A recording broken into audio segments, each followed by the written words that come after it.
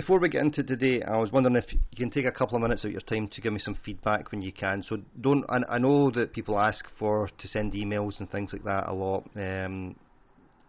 Yeah. So this is the reason why I put this podcast out, is so we can do longer form content, which is consumable. Okay, so basically if you're doing your housework, you're going for a run, you're on your commute, you're driving in your car, you're sitting on the bus or the train, you're more likely to listen to this podcast than watch a 15 or 20 minute video on Facebook or YouTube. Certainly that's my habit. So I will, if I'm driving somewhere, I had a 90-minute drive the other day, and I found a podcast which was 90 minutes long to take me there, so that it passed the time, so it wasn't just listening to music. So what I'm asking in this, before we start, I've got a number of guests in the past episodes, and we've got a few people coming up. This podcast is about training and behaviour and how that fits in with our lives, and how it helps us meet our dog's needs and our goals, our needs and goals, and our dog's needs. There's a number of ways we can do this. I can continue doing what I'm doing. The Q&As are good, so thanks very much for giving me your input on those. It's much appreciated, and it truly is appreciated. Get in touch with me if you get any other questions that you want me to cover.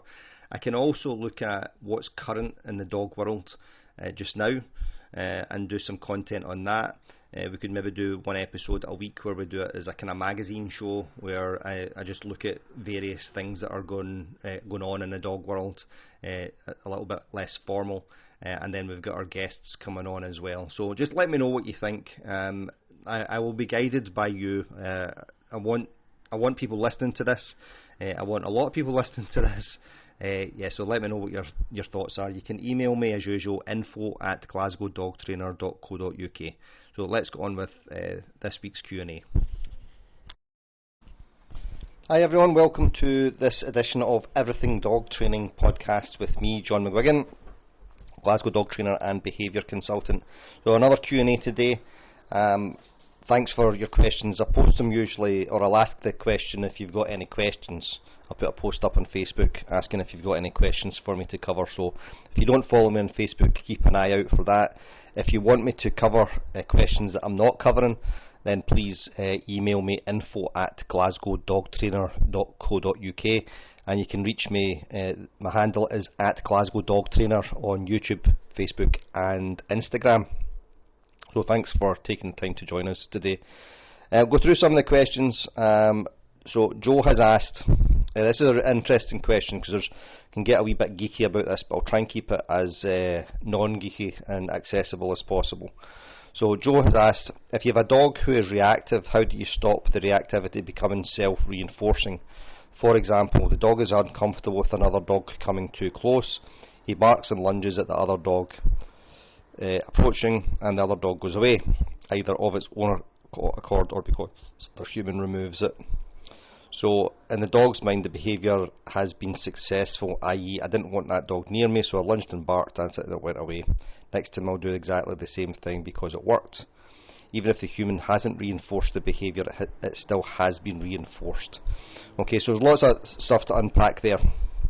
Alright, so first we look at why is the dog lunging and barking at the other dog. Okay, so we need to look at the function of the behaviour.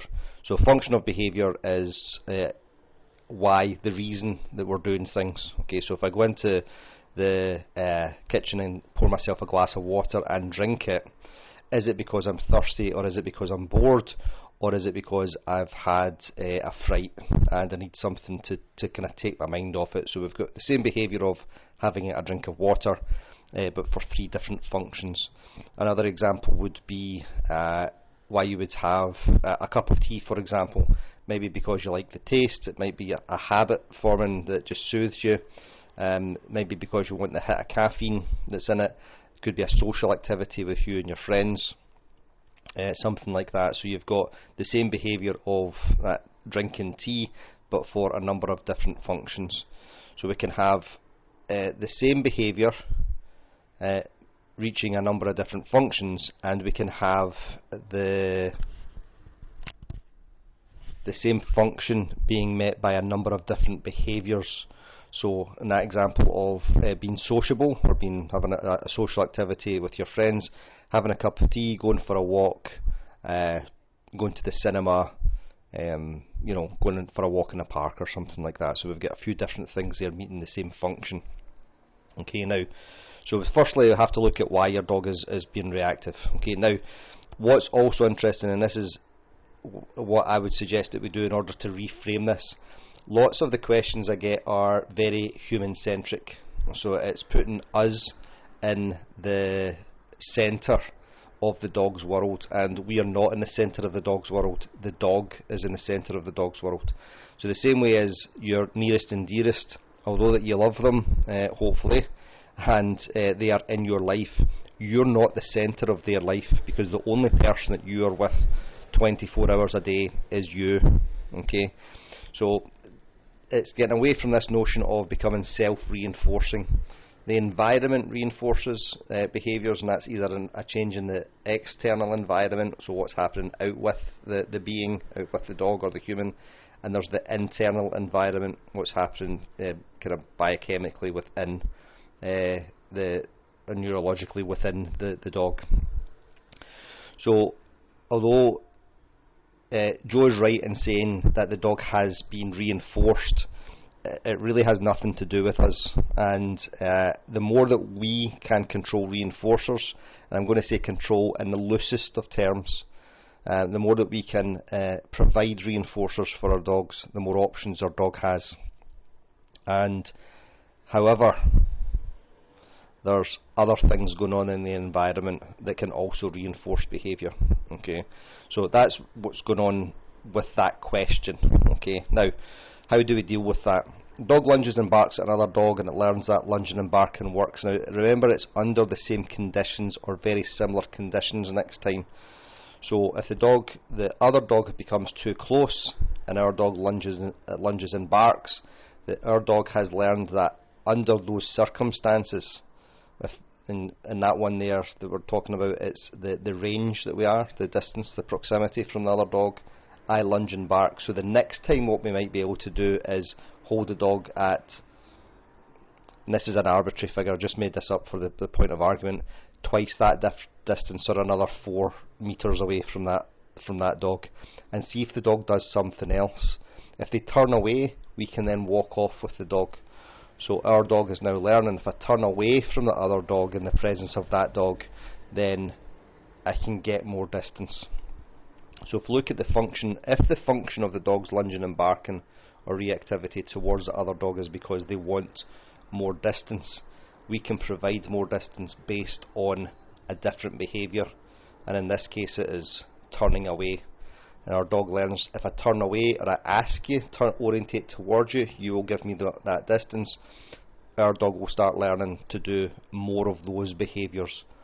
However, if your dog has learned that lunging and barking works, and also that turning away works, we're now starting to play with percentages, and what we want to do is increase the percentage of the turning away behaviour, and that's done by careful construction of our setups.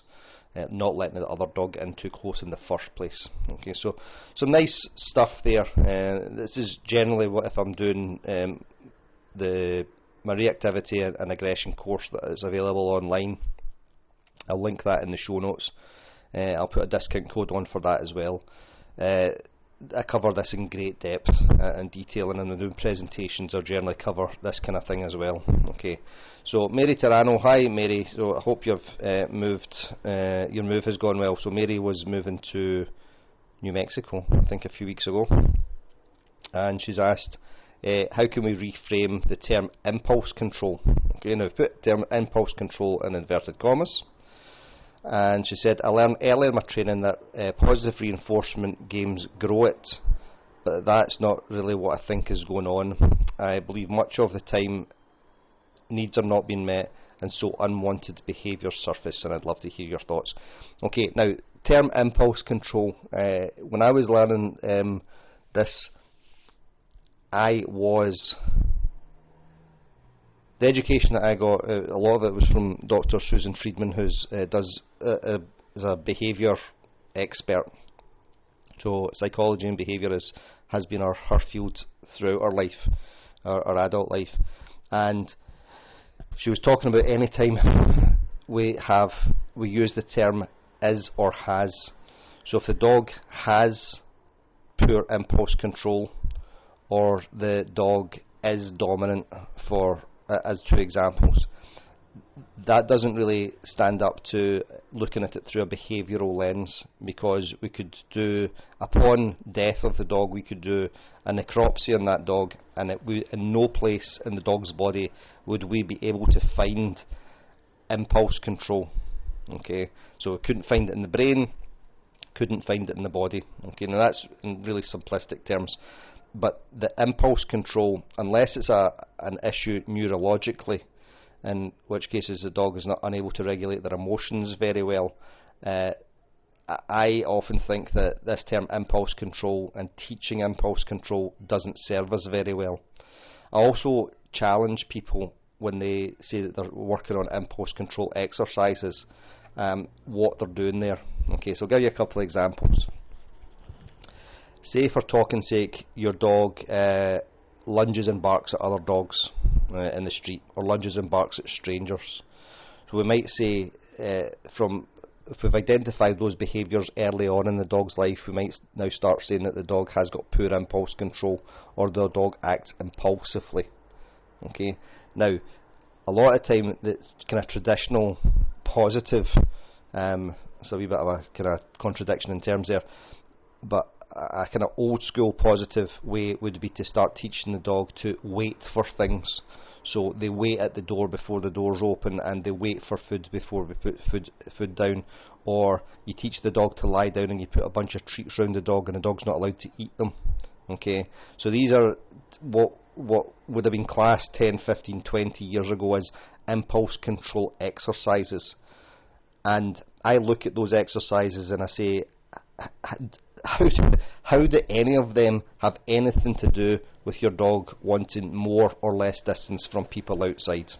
Okay, they've got literally nothing to do with them. They're not the same conditions, and they're not the same behaviour. Okay, now what might be going on?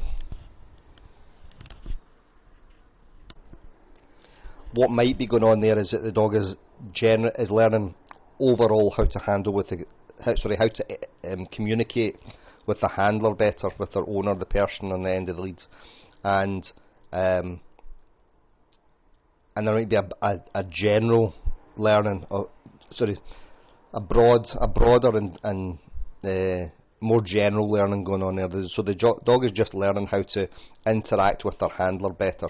Okay, that could, if we're getting success, that's likely to be what happens. Okay, now we can, if we reframe that, instead of talking about impulse control, we talk about stimulus control. Okay, now behaviours are under stimulus control, so that's our behaviour and the dog's behaviour. So it's a behaviour that's under stimulus control. It's not the dog who is under stimulus control. It's a specific behaviour that they're doing. Now, to expand further on that, behaviours under stimulus control, if we're in dog terms, in fact we'll use a human example first. If you're driving a car and you approach a set of traffic lights, and the traffic light is at red, okay, your behaviour of stopping the car, okay, putting your foot on the brake, taking your foot off the accelerator, putting it on the brake and slowing the car to a halt, and remaining there while the light is red, that behaviour is under stimulus control. Okay, so the red traffic light is the stimulus, and it is controlling your behaviour of waiting. Okay, and it's not really controlling it, it's deeper than that, but you get the idea. Okay, your behaviour of stopping the car is under the stimulus control of the red light. When the red light goes to green, you then take your foot off the brake, put the car in gear and move off. Okay, unless other things in the environment might be going on. So I know, depending on where you are in the world, we've got lots of these different rules. So in London, I know that automatic cameras in London, this is to the best of my knowledge, don't shout at me if I get this wrong, automatic traffic light controlled cameras, so red light cameras in London, will activate regardless of whether you go through them or not, regardless of the reason that you go through them.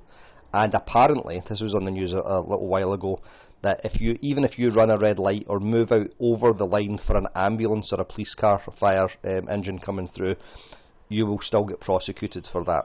Okay, now that's because it's automatic. Okay, unfair, yes, absolutely. Okay, now in Scotland that won't happen. Okay, if you were to go to court, you could probably actually write in and provide evidence that you're moving out the way of an emergency services vehicle, and the ticket would be voided. And I know in the US, in some states, it's actually an offence not to get out of the way of an emergency services vehicle. Okay, failure to yield to the emergency services is an offence. So, looking at that example in the US, you're sitting at the traffic lights and they're at red. An ambulance comes up behind you and you don't move out the way. Okay. Oh, sorry, you do move out the way. Okay, so you move out the way and you go across the solid line. So you've run the red light effectively, okay, safely, and let the ambulance through. You're still under stimulus control of the ambulance. The ambulance is now the new stimulus, and it overrides the previous stimulus, okay, which was the red traffic light. So let's look at a couple examples of this in dog training. In the most basic terms, while we are training, okay, say you're doing a training session with your dog, ethical considerations and all the rest of it taken into account. If I ask you to sit, can you sit? And if I ask you to sit, I don't want you to do any other behaviour, so I don't want you to lie down or spin. Okay, so that's the first one. Only sit when I ask you to sit, and don't sit when I don't ask you to sit. Okay, so we've got two more there. And then the fourth one is, if I ask you to, for talking's sake, lie down or spin, don't sit. Okay, now, again, that's a broad general rules or guidelines for stimulus control. There's a little bit more nuance to it, and again, it's in a training session. So just now, Logan is lying down, my dog is lying down on the balcony outside. So, way down there, and he's lying on his bed, and he's just watching the world go by. So he lay down despite me not asking him to lie down. But that doesn't mean that if I ask him to lie down during a training session, it will be impacted by that. Okay. Alright, so we've got some rules of stimulus control there. Now, another example of that in dog training would be, they call it, in guide dog training, it's called intelligent disobedience, I think. Yeah, intelligent disobedience. So basically what it would be is the blind person, or the partially sighted person that the dog is guiding, is given cues and instructions to the dog, and say for talking's sake, they're asking the dog to walk forward, and as they walk forward there's a low hanging branch or barrier that the dog has learned is too low for the person to walk underneath it without striking their head. Okay.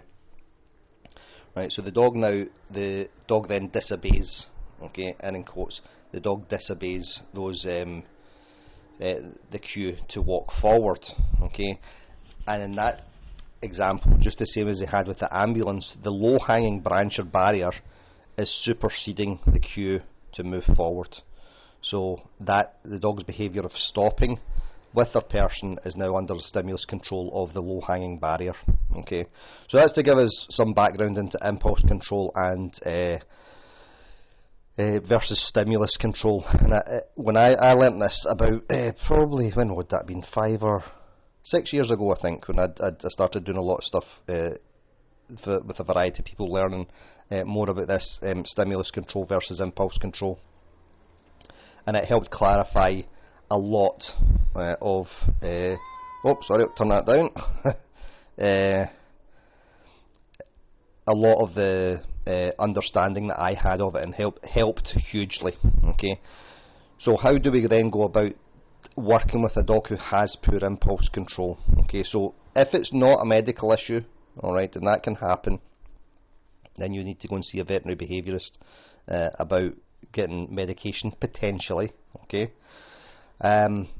We do more training for the dog with the dog under the conditions that they're showing these problem behaviours that we label as poor impulse control.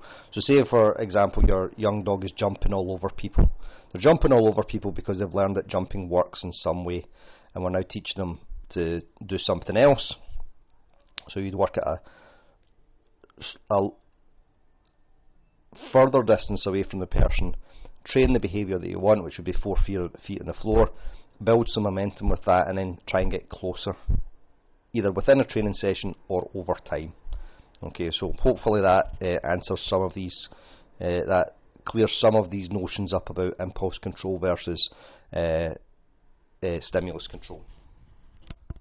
Now, just on that, before I go on, I had asked, when I got Logan, I'd asked, so that's nearly, it'll be 9 years coming up in December, and I'd asked lots of experienced trainers some thoughts, for their input on how to work with him, because he would be labelled as one of these dogs who would be impulsive or show impulse control problems. And one of the things that they'd said was work on these impulse control behaviour exercises with them, and I was like, oh, well, waiting for a ball, the dog has to wait for a ball. Okay, now can the dog generalise this concept of patience over that? Yeah, maybe, but with a dog who is showing these behaviours of unable to wait, unless we're doing it super carefully, we can actually cause frustration rather than building anticipation. Okay, so we need to be careful about doing these things. And please, for the love of God, please, can we can we stop doing these stupid photographs where we put down a whole bunch of maze of treats in front of the dog and the dog's got to sit there wait for them? We're not teaching our dog anything, nothing of real value there. There are no real skills. So we see these videos on. I saw one today popped up on Instagram, and it had a puppy, and the human had put a bunch of kibble down, and the dog, and this puppy must have been 10 weeks old and wasn't allowed to touch the kibble, okay, and was doing literally rolling over and doing backflips. Okay, I mean, the dog was just so itchy within her body. I'm conscious of using the word literally when I'm not being literal, but I mean literally rolling over, turning over herself, unable to settle down, because all she's learned there is I'm not allowed to take those kibbles, but I still want to take them, and you're asking an awful lot, and when I try and take them I get verbally reprimanded, and further to that, when I try and take them, you take them away from me. So we're breaking down trust in so many of these issues here. For what? Okay, it's just for garbage training. It's just garbage, and it's just garbage training. Okay, right. Let's move on. Nessa has asked, at what age do you let a dog run flat out because of growth plates, and how do you know when they're old enough not to be damaging and developing their joints by doing this? Okay, so first I'm going to say that this would be based. This isn't a training issue. This is based on. This is a veterinary and developmental issue, and so I'm not qualified to talk about this other than to give some experience over it. Okay, so this is me just saying, this is my own opinion, and it's just built on my experience with dogs. We've got this notion that running out, so we've got a couple of things with young dogs. They're not allowed to run flat out, they're not allowed to do stairs, and it's 1 minute per week of exercise they're allowed to get per day. Okay, so that means a 16-week-old Labrador can get 16 minutes of exercise a day or something like that, which I think is pretty ridiculous. As long as we're not driving them, I think that notion of 1 minute per week of life per day came from the notion of walking your dog to heel and marching your dog through the streets. Okay, so with the puppies that I've had, and it's been a long time since I've had a puppy, it was Mastiffs I had, I would take them out easily for 40 minutes or an hour, but it would be done at a super slow pace and them just moving around. We'd go to the park, I would let them off lead, Okay, if they wanted to run around and chase each other, they could, and they would do that until they were tired, and then they would stop, and then they would rest. Okay, so similarly there, at what age is it okay to let a human child run flat out? Well, one, they start walking at around a year old anyway. They can't really run flat out anyway, okay? And by the time they're 3 years old, they're fairly competent on their feet. But them running flat out looks different from an adult running flat out. And then they run and then they rest. Okay, so I would look at that approach there. Okay, and again, that's just based on my own experience with dogs, and just as I said, that's not a training issue. It's a husbandry and rearing issue. Okay, so Nicola has asked, my dog barks in the garden every time my neighbours make any noise. What can I do to help reduce this? Okay, so it's a good question, Nicola. It's a relatively big question, but I'll give you a couple of tips to help get into the process of thinking about what to do about it. So firstly, we have to be in the garden with our dog if we want to train the dog. We just have to be. So we can't let our dog out into the garden and be unsupervised and expect them to do anything other than what they're doing. Okay, so that's the first thing. What we could do, we could sit with your dog inside the house with the door open, go and speak to your neighbours, start the focus game, okay, which I'll stick a link to that in the comments as well. It's not an expensive course. I say to people that it's sitting at about, I think, £15, which is like $18 or something like that just now US, and I tell people it's the best £15 they'll ever spend on their dog training, and that's not me trying to be arrogant about it. I work through this program with every dog that I work with to great success most of the time if the people do their work. Okay, so we'd start with the focus game, asking the dog to do a quiet, settled behaviour with you in the house, and then your neighbour makes some sort of noise, and then you continue through it. So you're basically training the dog to be more relaxed and settled first, and gradually introducing the noise of the person next door. Okay, as your dog is getting better at this, you can then start taking the dog just over the threshold of the door, so you can bring them back in again. Okay, it's another way to do it. We build up getting the dog back into the house that way. Then I'm going to cover some things on 3Ds in a little while. I recorded a podcast twice this week, and both on how to build behaviour and build more behaviour in your dog, and both times it hasn't worked. So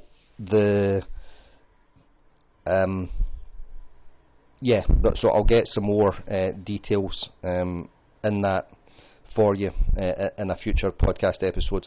So we want to basically build that quiet behaviour and then fade us out. Okay. Another way we can do it is we can scatter feed. So you can take the dog's food and scatter it around the garden, and just ask your neighbour to make a little bit of noise each time. Okay, so the dog has got something else to do, which is not barking.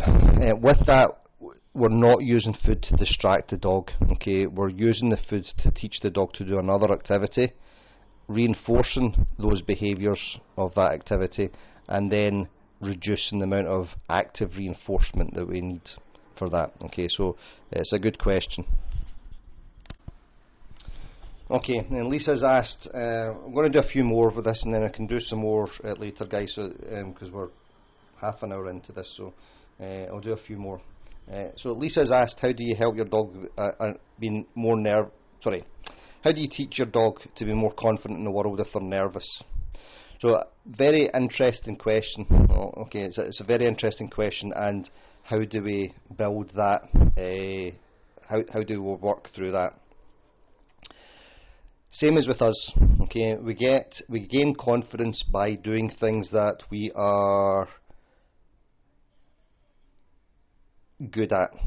Okay, and then gradually and with support, easing into our comfort zone. Sorry, out of our comfort zone. Okay, with support. Okay, I know I've not phrased that very well. Okay, so how do we get better at that? Small pieces of behaviour which are challenging, which we do with support. Okay, we then get confidence that we've done that with success, and then we build that. Okay, so two super easy ways for us to do this with our dog. Really clean clicker training. So super easy, clear criteria. The easiest thing in the world for the dog to do: look at you, get a treat. Okay, look at you, click, treat. Okay, so we then have to work on building our really good clicker mechanics so that we're not confusing the dog, work on our timing and so on. Okay, then can you look at me for a little bit longer? Okay, so super easy behaviours, but you're teaching the dog to work through the process of learning with you. Okay, and then we build that up. Carol, my friend, is a truly excellent trainer, and when we did our clicker course together, and what she was saying she noticed with her dog is her dog confidence soared during the course, because he was being successful without reprimand and without pressure, over and over again. I think there's some research to show that it physically actually rewires the dog's body and brain. Okay, the dopamine hits that the dog is getting through being successful with the clicker, and it's not cheap dopamine. Just change the dog's internal systems. Okay. What's also been interesting about clicker training or positive reinforcement training, and this is, I remember when I read this, it was saying that rats who have been subject to lead poisoning, okay, so they've been poisoned systemically, and they are, when we start clicker training them, it actually reduces and reverses the effect of lead poisoning. Okay, and that's pretty mind blowing. Okay, so that's one way to do it, and then another way to do it is to get the dog doing scent work. Okay, and controlled scent work. So start with something super easy, showing the dog's ball, asking the dog to go and find the ball, putting a treat in the grass, asking the dog to go and find a treat, and then building that up. Okay, and again easing into ranges where the dog is finding it more challenging. So we make it super easy at the start, and then a little bit more challenging, and just gradually making it more challenging over time. That doesn't mean to say that every exercise has to be more challenging than the last one. It just means that if we were plotting it over a week, a month, 3 months, we would see an increase in that curve. Okay, it doesn't have to be a continuous straight line going up, so we can make it an undulating line. So hopefully that helps. Okay, right, so my joker friend Innes was on the podcast when we first started it. 2 really good episodes, so if you've not listened to them, please go back and listen to us talking about Innes' journey. I'm going to get Innes back on because he's got lots of good tales from his current dog Kalo, who pushed Innes out his comfort zone again. He's just such a super guy. Innes had asked, why are all Doberman owners or Doberman people so good looking? Okay, so I'm going to I'll dispute his data on that. They're not all good looking. Alright, you might be, but Innes, but I would dare say that you're not all good looking, but I can certainly say that you are. Alright, so that was yeah, just a fun question. Okay, last one. Petra's asked, are there dominant dogs? Okay, now I had gone back and asked for clarification on what to define dominance. Okay, which is fine, and Petra's obviously the other things to do, which is totally cool. Okay, now dominance as a notion has been widely debunked. So David Meach, who was a researcher into wolf behaviour in the 1970s, I think, coined this term alpha male and alpha female, when it's actually just the parents of the wolf pack. and because of our human need for hierarchies. Humans love a hierarchy, and we just love a hierarchy. Not even the patriarchy, just hierarchies. It happens to be most of the hierarchies that we've had in the world have been male dominated, but I don't think there's really any difference between men and women on this. We love a hierarchy. We love to be in charge of people, and we love to know where we are on that scale. Okay, general terms. This isn't to say that everybody falls into this, but we just need to look at how our society is constructed, and we've got the workplace has got workers, supervisors, managers, executive management. Okay, and there's that hierarchy there, and unfortunately we think that some people are better than others because of this hierarchy, when we know that they're not. It just means that they're higher up that scale in that corporate environment. What's really interesting about it, okay, and I know that I mention my Brazilian Jiu-Jitsu fairly often. I don't know if there's been an episode which I've not mentioned it. The belt system in BJJ is a hierarchy.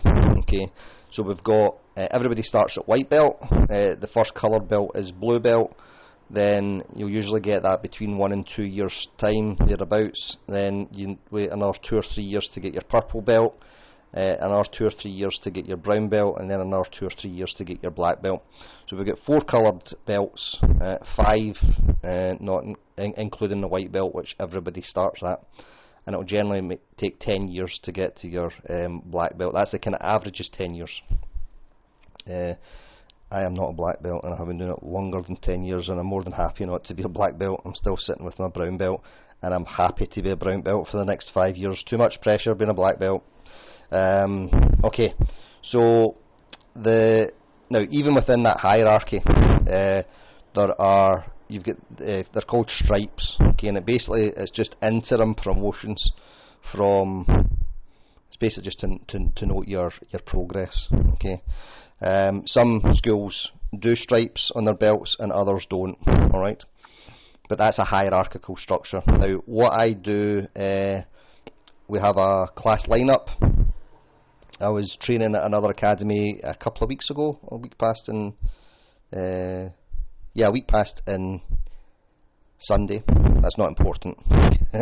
Did one of those things there where you go into the details that aren't really relevant to the conversation, but it's been bothering you, so I did that there, so apologies. Right, so it was a week past on Sunday, and we were taking a group photograph. There was people there from lots of different academies, and we were taking a photograph at the end, and all the black belts were down the front.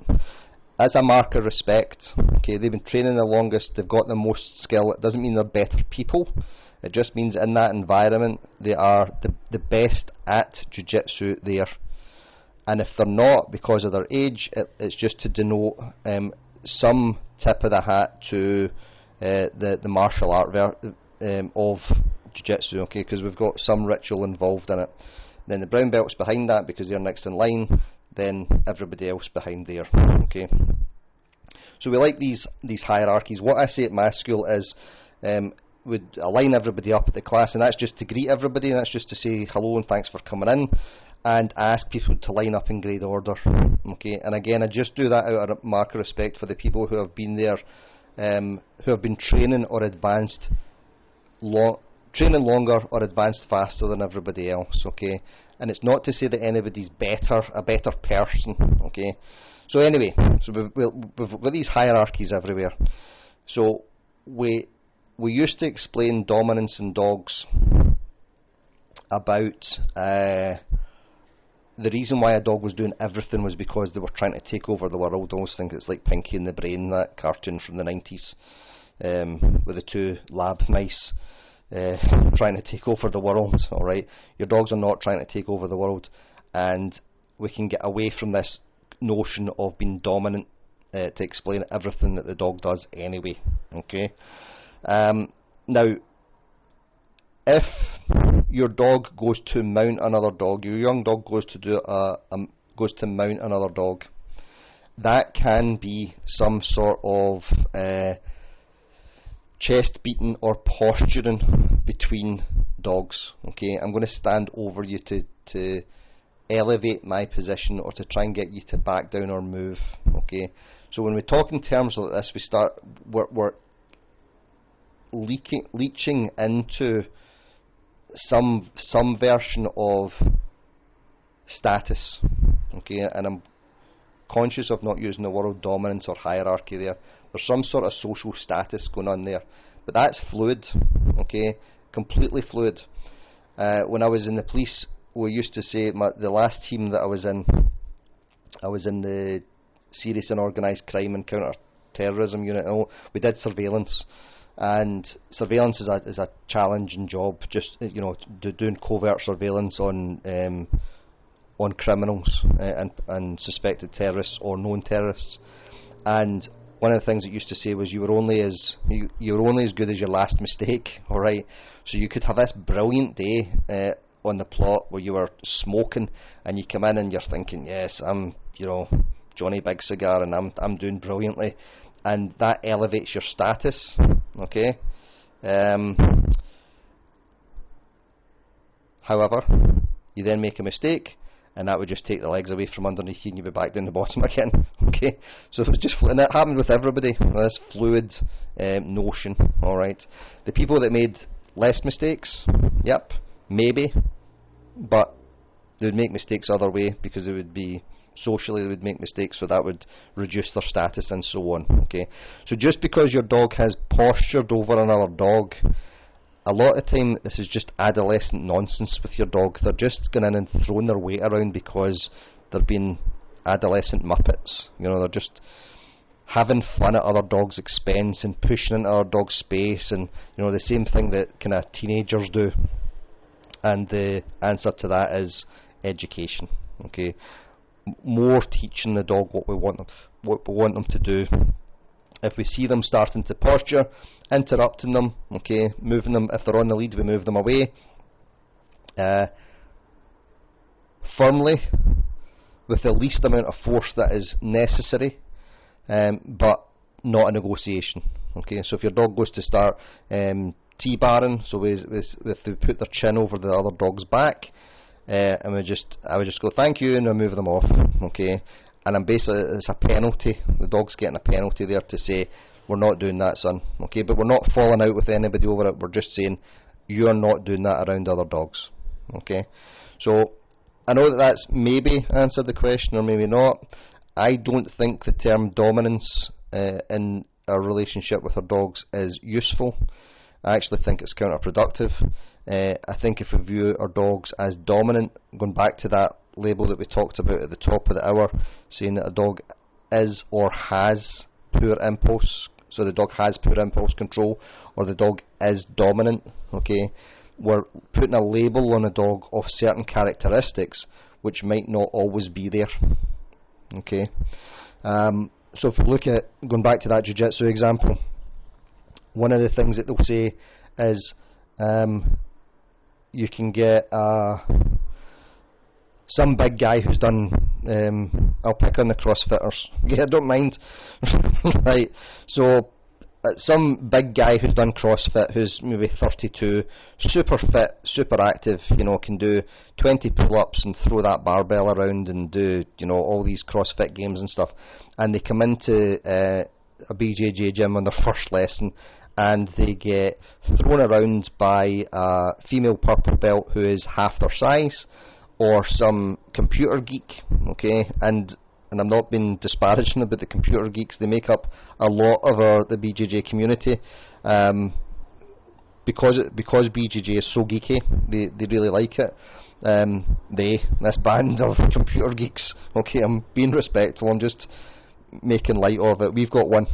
We've got one of these guys at our place, and so a computer geek comes in and throws them around, or, and again, I'm not disparaging anybody, some guy that works in McDonald's, okay, comes in and completely dominates this big CrossFitter.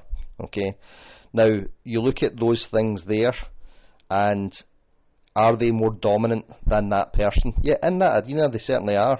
Okay, and they've humbled that man, or that athlete, that woman.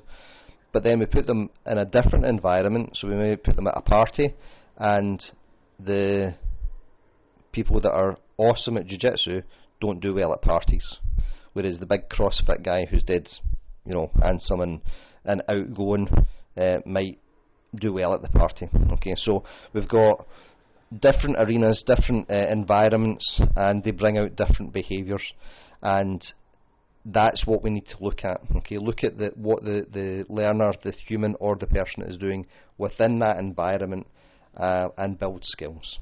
Okay, so thanks again for listening. Okay, much appreciated. Any feedback, if you're listening on iTunes, please leave us a review.